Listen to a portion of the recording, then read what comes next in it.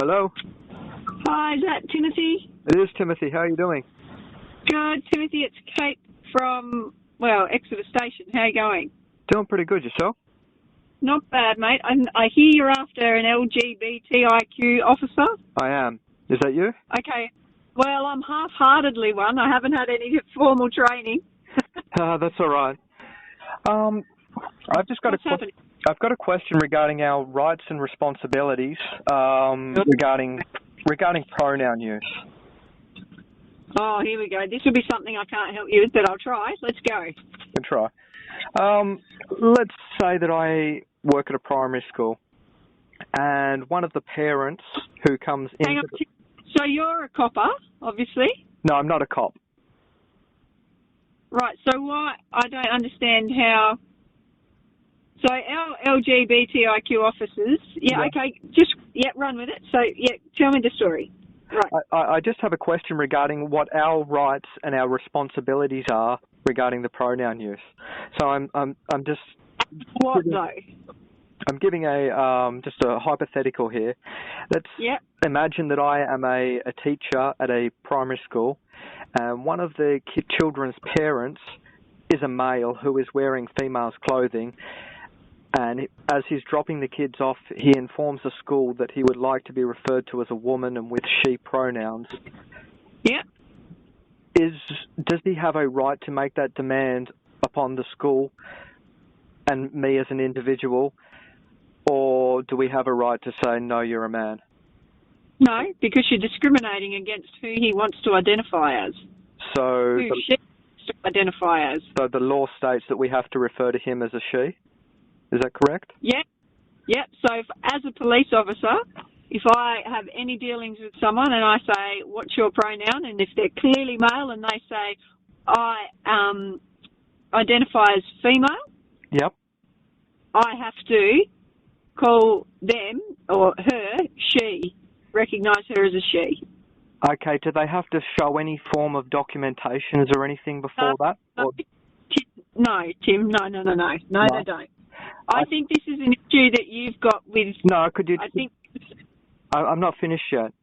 I understand I understand what you're saying, but are you aware of a medical sexual fetish called autogynephilia? It is recognised in the DSM-5, which is the official manual for diagnosing medical disorders, mental disorders. Sorry.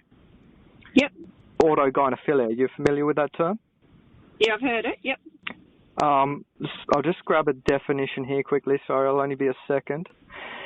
The DSM-5, the official manual for mental disorders, states autogynephilia, a male's paraphilic tendency to be sexually aroused by the thought or image of himself as a woman. Yeah. So that's a sexual fetish, yes, and it's officially. Yeah, probably. It's officially recognised.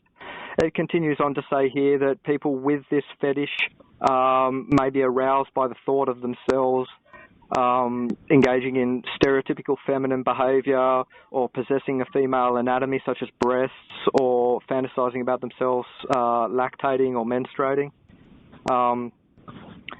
Now, I would like to know if this individual who came into the primary school if it's admitted on the record that this individual has this autogynephilic fetish, and that is the reason why he is cross-dressing, do we have a right then to refer to him as a she? I wouldn't have thought so. You wouldn't have thought so? I wouldn't have thought so, no. So, because who's told you that this person has got this disease? Some of them openly admit that. Some of them openly admit it. Has this person openly admitted it? I'm speaking hypothetically here. Well, I think, what school are we talking about, hypothetically? Any primary school, any high school, anywhere. The question is, if we know that a man is cross-dressing due to a sexual fetish, do we have a right to deny to be a part of his sexual fetish? No, because there's no way that you would have a medical diagnosis from a medical profession on your file to determine that, and you're treading a very, very fine line to discrimination. So I'm treading a fine line for not wanting to brainwash the kids into sexual servitude of a cross-dressing paedophile, am I? I'm not sure what you're talking about. You've gone completely off track. So do we not have a right to consent? The law says that we can't discriminate against a person who identifies however they choose to identify, whether that be gay, straight, cross-dressing, queer, whatever. I'm not talking about... We can't discriminate. If someone says to you, I identify as a female, you've got to cop it on the chin, son, and I treat her as a female.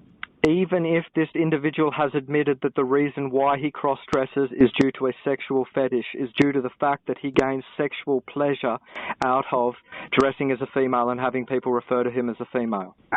Now your story's changing. So he has No, that admitted... is not my... No, that is not my story changing. That is what I've said the whole time. I'm talking about an individual who has admitted that he has an autogynephilic fetish. You know who I think that you really need to speak to about this matter? The Office of Anti-Discrimination in Tasmania. I'd call them. So you don't have an answer? My answer is that if someone identifies as a female and wants to speak to someone, be referred to as a female, if that's their preference, that's their pronoun, that's what we expect to be treated like. And I would say... Even if it's a sexual fetish, even if it is a sexual fetish. It's not up to me to determine if it's a sexual fetish. He might just say that... in this hypothetical example, I've stated that this male has admitted that he cross-dresses because he derives sexual pleasure out of doing so. Yes, but Timothy, how do you know he's not just getting a rise out of you by saying that? That doesn't make any sense at all. We've got a man here who has admitted that he is cross-dressing due to a sexual fetish. He derives sexual pleasure out of cross-dressing, and you're trying to tell me that I have to be a part of this man's sexual fetish and indoctrinate the children into sexual servitude of this man. Do you understand what you are saying? I'm saying... You are saying that our primary schools should be brainwashed into sexual servitude of cross-dressing pedophiles. Our police and our government is being taken over by pedophiles. Excuse me, Tim. Continue. Where are you from, Tim? What's your last name? I'm not telling you that. That's none of your business. Okay. It's got nothing to do with the fact that you are a pedophile now. And our police is being taken over by pedophiles. Okay, so this call has been recorded. It has been recorded. I've recorded it myself, and it's going straight up on the internet. You are a pedophile. You're telling